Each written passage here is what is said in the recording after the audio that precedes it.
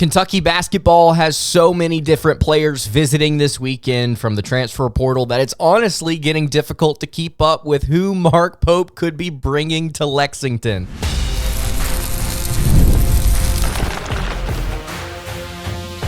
You are Locked On Kentucky, your daily podcast on the Kentucky Wildcats, part of the Locked On Podcast Network, your team every day. All right, what's going on, Big Blue Nation? Welcome on in to Locked On Kentucky, your daily Kentucky Wildcats podcast. I'm your host, Lance Dawe. On today's episode of Locked On Kentucky, we are going to be looking at the number of transfer portal visits that Kentucky basketball has set up for this weekend. Also going to talk about a player that was already on campus with the Kentucky Wildcats and Mark Pope. Will he commit by the end of the week? I think so. We'll talk about him in just a second, as well as 3 new players Kentucky has offered out of the portal but are not yet visiting. It is a wild time for Mark Pope and company getting out there and recruiting their tails off in the portal. Thank you so much for making Locked On Kentucky your first listen every single day. Want to remind everyone out there that we are free and available on all platforms. If you are watching on YouTube, I would greatly appreciate it if you subscribed to the show. And if you are listening on podcast, I would appreciate it if you subscribed there as well. Today's episode is brought to you by FanDuel. Make every moment more, and right now, new customers get $150 in bonus bets guaranteed. That's $150 win or lose. You can visit FanDuel.com/lockedon today to get started. All right, so let's go ahead and get into it. Kentucky basketball is going crazy in the transfer portal. We have 5, count them up, 5 different players that are taking a visit to Kentucky this weekend. It is going to be an insane weekend for Mark Pope. We'll see how he does, but I'll just go ahead and say right off the top here, he, alongside his staff that he has just put together, is going out and recruiting like they are on fire in the transfer portal. Will they land these guys? We'll have to wait and see. The only commitment so far has been Amari Williams out of Drexel. Obviously, guys like Richie Saunders are going to be monitored heavily here on the show as he has already taken a visit. Will he end up committing to UK? We'll see, alongside a potential slew of players. But let's start here with the player that was on campus today, Thursday, Oklahoma guard Otega Oweh, or Otega Oweh. I don't know how you pronounce his last name specifically, but he is a 6'5" guard that had a visit with Kentucky earlier today. This was a surprise to a lot of different people, including myself. I knew Kentucky had reached out to him, but I didn't know that he was interested in taking a visit, and it was just kind of a shock earlier to look on social media and see all the different reports from various outlets like, hey, this guy's checking it out. He's having a visit with Mark Pope. Look at some of his stats from a season ago. At Oklahoma, 11.4 points per game while shooting almost 50% from the floor, 38% from 3. He averaged 1 assist, 4 rebounds, 1.5 steals, a two-way player if I have ever seen one, a guard with some legitimate physicality. Again, at 6'5", 210 pounds, can play defense, kind of a 3-and-D potential type of player. Really solid at the rim, shot 56% there a season ago. Also, 60% effective field goal percentage in catch-and-shoot situations. This is somebody that I think Kentucky would love to play off the ball and get him in certain situations within that 5-out offense where he can kind of catch and shoot the ball in the corners and at the top of the key, give him just some efficient shots, give him some really high-quality shot selections, and then also somebody that can go and kind of bear down on defense and play a little physicality alongside maybe some lengthier wings that Kentucky and Pope bring in. The only downside to Otega's game that I see is his catch-and-shoot efficiency, or not his catch-and-shoot efficiency, that's his strength, but his weakness is coming off of the dribble, creating while being coming off of ball screens and kind of being in situations, not ISO situations, but in situations where you have to kind of dribble the ball to create some space for yourself. He shoots 27% effective field goal percentage in those off the dribble situations. That is 4th percentile nationally. That is very, very bad. So really, really good catch and shoot player. Very solid at the rim, solid in transition, really good defensively. On a visit today, according to 24/7 Sports, Oweh has already received a crystal ball to commit to the Kentucky Wildcats. We'll have to see what happens over the course of these next couple of days, but this is somebody I think Kentucky would love to have at their small forward position. Would he start? Will he not? We'll have to wait and see. The player that I want to get to next here is somebody that we talked about yesterday and somebody that we've talked about twice already on the show. Andrej Stojakovic is visiting Kentucky this weekend. Now, we said on yesterday's show, according to various reports out there from a number of outlets, Andrej has Kentucky inside his top 5, and he would be taking interest in the Wildcats moving forward. Said that Kentucky was heavily involved, quote-unquote, in his recruitment. Well, now Andrej is down to 3 schools, and he's going to visit UK this weekend. He's down to Kentucky, North Carolina, and California. The Golden Bears, he was just on a visit with. Just want to make that note there. The stats for Andrej, very interesting. Son of former NBA player Peja Stojakovic. Andrej shot 57% at the rim last season. That was 31% of his shots. Solid numbers there. He's not a great outside shooter. He's got a very wide base, similar to his father. Shot 33% field goal percentage at the left elbow. He's a good three-ball shooter in the corners, and similar to Oweh, he is not a good shooter off of the dribble. 38% effective field goal percentage, which is 11% higher than Oweh, but is still statistically just awful relative to the national landscape. I think a lot of it has to do with the fact that his jump shot is kind of wonky and slow, got a very wide base, kind of bends his knees a little awkwardly, but what he is a shot creator. Very talented player with the ball in his hands. I'd like to see Kentucky in a Mark Pope offense give him some more up-tempo looks and give him some opportunities to kind of create those looks for himself, kind of play a similar role to Richie Saunders from a year ago, where he's somebody that in transition can really do a lot in that one-on-one game in isolation, where you kind of spread the floor out around Stojakovic, right, and get him the ball in the middle of the floor and just let him cook against whoever happens to be matched up with him in that given moment. Former 5-star, former McDonald's All-American. I really, really, really would be excited about this pickup. Oweh and Stojakovic would be very fun to play in Mark Pope's system. And I want to ask you guys, what do you think about both of these players in the comments below? Obviously, we got a number of players to get to here today. So let's continue to talk about the 3 other players that are going to be visiting Kentucky basketball this weekend. We'll do that in just a second. Before I do that, though, I want to tell you guys about our friends over at Monopoly Go. I have a pretty competitive side, and we all do. And my competitive side is a big fan of Monopoly Go. I'm sure you've heard of it because it's been downloaded over 150 million times. It's a great twist on Monopoly, where you play not on one, but hundreds of Monopoly boards in crazy locations, building up amazing cities that bring you big money. The best part is, though, I get to play this with my friends and mess around with them. Been doing it for a few months now, and it's been extremely entertaining. I can charge them rent on iconic properties just like classic Monopoly, but now I can heist their vaults of their riches for myself, and the leaderboards show me who the biggest Monopoly tycoon is. So get in the game, join your friends, have some fun, download Monopoly Go today, now free on the App Store or on Google Play.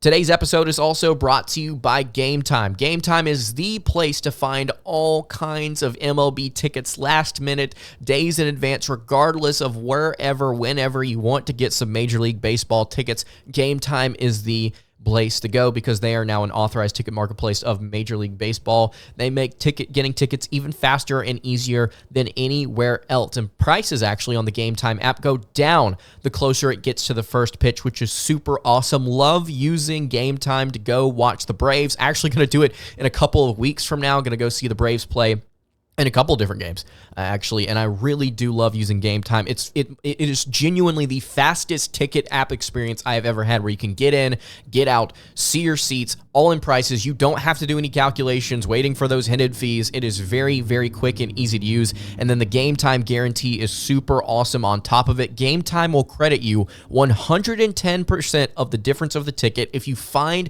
a ticket in the same section and row for less elsewhere. Super, super awesome app. Loved using them from MLB. Also college football last season as well. And I would encourage you to take the guesswork out of buying tickets by downloading the Game Time app, creating an account, and then using code LOCKEDONCollege to get $20 off your first purchase. So not only is Game Time very awesome to use and get some last-minute tickets at a very, very sweet deal, you can get $20 off by going to use Locked On College as your code after you create an account with the Game Time app, which you should download today. Last-minute tickets, lowest price, guaranteed. All right, continuing along here on the Thursday edition of Locked On Kentucky. Lance Dawe hanging out here with you. I really appreciate you guys checking out the show today. If you have not subscribed to the YouTube channel or the podcast feed, wherever you are tuned in, I would greatly appreciate it if you went ahead and did so. Thank you so much to everybody who's tuning in and has already subscribed to the show. And let me know what you think about Kentucky and the transfer portal, anything to do with Kentucky basketball in the comments below. We got 3 more players here to talk about that will be visiting the Kentucky Wildcats this weekend. Just an insane day of news for Kentucky and Mark Pope. Let's go to the point guard we discussed on yesterday's show out of Utah. Deivon Smith out of Utah, one of the best assist men in the country. Love this kid's game.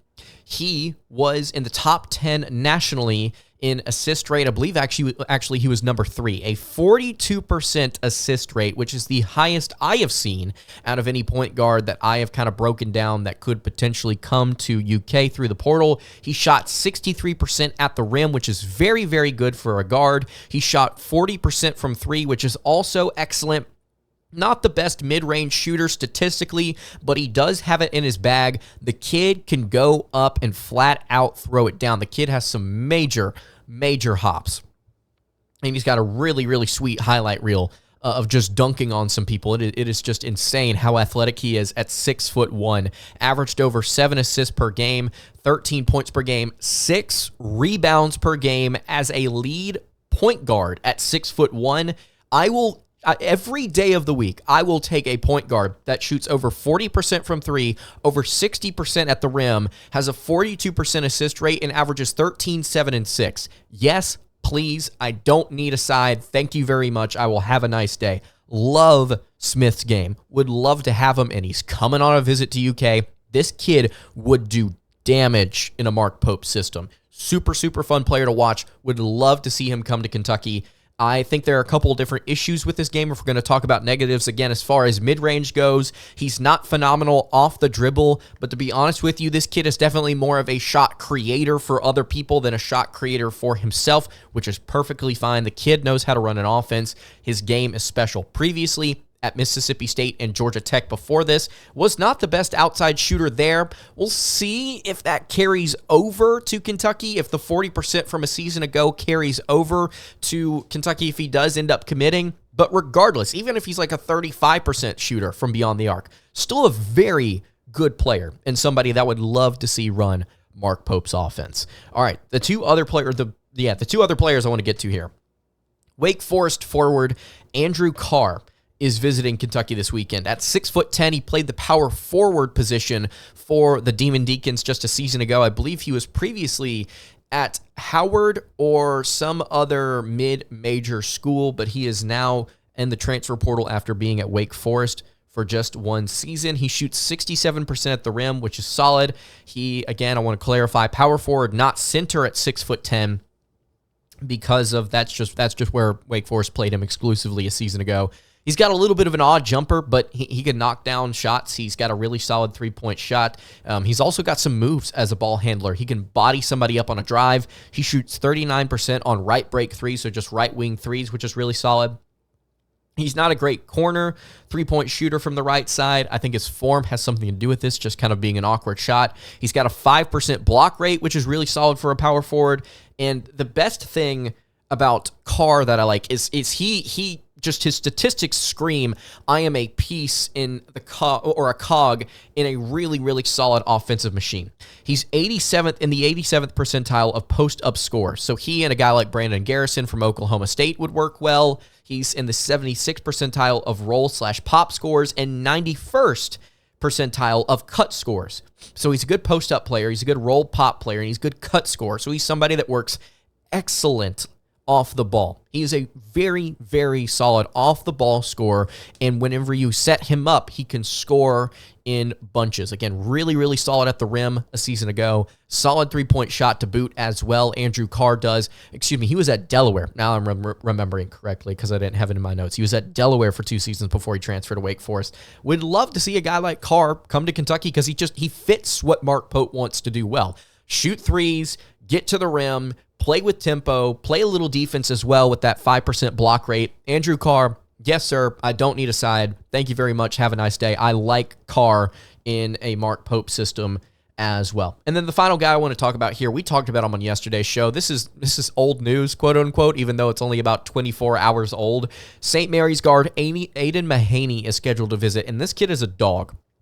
Straight up dog. He has the same issues that almost every single other player we're going to talk about today has, which they're not great off the dribble, creating for themselves off the dribble, but he's still really solid. Shot 49% at the rim, 33% on right break threes, 36% on left break threes, so he's got an okay three-point shot. I believe total a season ago, he shot almost 40% from beyond the arc. He's got a 15% assist rate, which is really solid for a two-guard. Again, the weakness, off the dribble. Shot 37% effective field goal percentage, creating off the dribble, which is just, again, awful. Much better as a spot-up shooter, as is Otega, as is Deivon Smith, as is actually Andrej Stojakovic as well. So just all these different players, much better being set up. And I think Mark Pope's offense, if it has a 5-man that can pass the ball around, you're gonna get some really solid looks. You are going to get some really solid looks. I want to talk here, now that we've gotten to all these different players. Every single one of those players that we just talked about is visiting Kentucky or has visited Kentucky already earlier this week. Otega Oweh out of Oklahoma, Deivon Smith out of Utah, Andrej Stojakovic out of Stanford, Wake Forest's Andrew Carr, Aidan Mahaney out of St. Mary's. So excited about all these guys. Let me know what you think in the comments below. Let's get to the final guy here on my list. The 3 different players, or not the final guy on my list, the final 3 guys on my list that Kentucky has contacted today, but has not hosted for a visit. Not really excited about 2 of these guys because they don't fit the system, but man, are they respectable players in the transfer portal. Let's talk about them in just a second. Before I do that, though, I want to tell you guys about our friends over at FanDuel. It is playoff time in the NBA and NHL. Baseball is in full swing, and FanDuel is your place to bet on every single game. Right now, new customers get $150 in bonus bets guaranteed. That's $150. Win or lose, you can bet on everything from slap shots to home runs to slam dunks. It's all on an app that is safe, secure, and super easy to use. So what are you waiting for? Visit FanDuel.com/lockedon and make your first bet an automatic win. That is FanDuel, America's #1 sportsbook. All right, wrapping up the Thursday edition of Locked On Kentucky. Lance Dawe hanging out here with you. Let's get to these 3 players that I'm really excited about. Really excited about these 3 players just individually. Would they fit the Mark Pope system? Let's talk about that. Let's start with the guy that burned Kentucky for 27 points earlier this season. Ladies and gentlemen, Trazarien White out of UNC Wilmington. If you remember earlier in the season, back in late November, Trazarien White dropped 27 points on Kentucky's head, and he proceeded to have just an outstanding season for the UNC Wilmington Seahawks. 19.8 points per game, almost 7 rebounds per game, 1.6 assists, almost a block per contest as well, while shooting 49.3% from the floor and 39% from 3. Did not take a ton of threes, but was a solid 3-point shooter nonetheless. Really solid foul shooter as well for his position at 6'7", 190 pounds. I believe actually KenPom has him listed just a little bit heavier than that. But he was the most utilized player on UNC Wilmington's roster a season ago. Actually, among all college basketball players, he was the 6th most utilized player in terms of percentage of possessions used, period. 6th most, hands down, which had to have been first in his conference. He draws fouls well. He's a solid rebounder on top of the fact that he's got guard skills at 6'7", and he's got a solid 3-point shot to boot as well. 58% at the rim. That was 57% of his field goal attempts. He shot 39% from three. Again, just a big-bodied guard that can also, because he's 6'7", 190, he also was big enough to post some people up. And I don't know if that's necessarily something that we saw in the film because of that's just part of his game, or it's because of the fact that UNC Wilmington was not like a crazy tall team, and they were actually in the bottom third nationally in terms of height, and they needed to play White at the 4, and actually he got some run at the 5 as well. He spent more time at the 5, according to KenPom, than he did at the 3, which is just crazy. Although over the last final 5 games of the season, he played more at the 3 and the 4, almost an even split there. So White, a versatile player, a solid three-point shooter, good in transition, good as a spot-up shooter, 61% effective field goal percentage in catch-and-shoot situations. That's in the 89th percentile nationally. It's very good. The issue with White is that he, like every other player we've talked about today, is not a good shooter off of the dribble. 29% effective field goal percentage. That's in the 6th percentile nationally. That is just straight up bad. But he's a big-bodied guard that everywhere else in his game and is just overall his base statistics, they're very, very solid. Really solid player, averaging almost 20 points per game out of UNC Wilmington. Yes, I would love to have this player. He kind of plays, actually, it's not the exact same comp, but just hear me out. If Jackson Robinson does not come back to college, if he stays in the NBA draft, or if he returns and goes elsewhere in the transfer portal, Trazarien White would be a really solid, I think, kind of exchange there for Mark Pope in his system. Okay, we're losing a 6'7" outside shooter that's a big-bodied guard that can play some defense. Okay, let's get a kid from the mid-majors who's coming up here and torched Kentucky a season ago in their building, and let's get him, who is statistically a little bit better of a three-point shooter, just as solid in the assist game, really good in transition, just like Robinson was, really good in catch-and-shoot situations as well. Let's get somebody like him in here that's similar frame and does similar things, and let's let him rock at that starting 4 spot. So I like White. The other 2 players individually, I think if you look past statistics, you like them. If you look at just the stats, you're not fired up. Lamont Butler out of San Diego State. San Diego State, in case you don't remember, Lamont Butler was the guy that hit that massive shot against Florida Atlantic, the buzzer beater, to send SDSU to the national championship game. Averaged 9.3 points a season ago while shooting 42% from the floor and just 30% from 3. Averaged 3 assists, 2.5 rebounds, and 1.5 steals per game. I think defensively, he's a solid guard, but not a statistically efficient scorer. Just all around, he doesn't really stand out in any special area. Not in the mid-range, not from outside the arc, just not a great shooter. But he is one of those players that you look at and like, man, he plays good defense, and he's got that dog. He is a really solid defender, somebody that will play their heart out on the floor. Even if he doesn't shoot that well, he'd be somebody that Kentucky could utilize. The final player I want to talk about here is Wooga Poplar out of Miami. 13 points per game on 43% shooting and 38.5% from beyond the arc. Average 5 rebounds, 2 assists, 1 steal per game in his 3rd year with the Hurricanes, entering the transfer portal as a 6'5", 200-pound guard. Another player that's just not statistically efficient, and something that I saw Justin Rowland from Rivals earlier tweet out. He tweeted out and said that there's a lot of really rough games in Poplar's game log, despite him having overall some decent statistics. And I looked at the game logs, and I want to throw these numbers out here to you. Miami was 10-3 when Poplar shot 50% or better from the field, which is valid. He takes a lot of their shots. If he's hitting over 50%, Miami's probably going to have a good chance to win. 10-3. They went 4-12 when he shot less than 50% from the field. And he shot less than 50% a decent chunk. In fact, he had 10 games where he shot less than 40% on 10-plus shots. So he was consistently chucking, and he had a lot of games where he just simply could not hit. Hot and cold. Inconsistent, nevertheless, a big-bodied guard that shoots threes that would work well in Mark Pope's system, I think. Maybe. So let me know what you think about all these players in the comments below. I'm excited about the 5 guys coming on visits. Let me know what you think. I am thrilled to talk about this with you guys on the show. So again, subscribe if you have not already. That's going to do it for today's episode of Locked On Kentucky. You can follow the show on Twitter at LockedOnUK. You can follow me on Twitter at LanceDahl_, and you can follow the show over on Instagram. That is at Kentucky Podcast.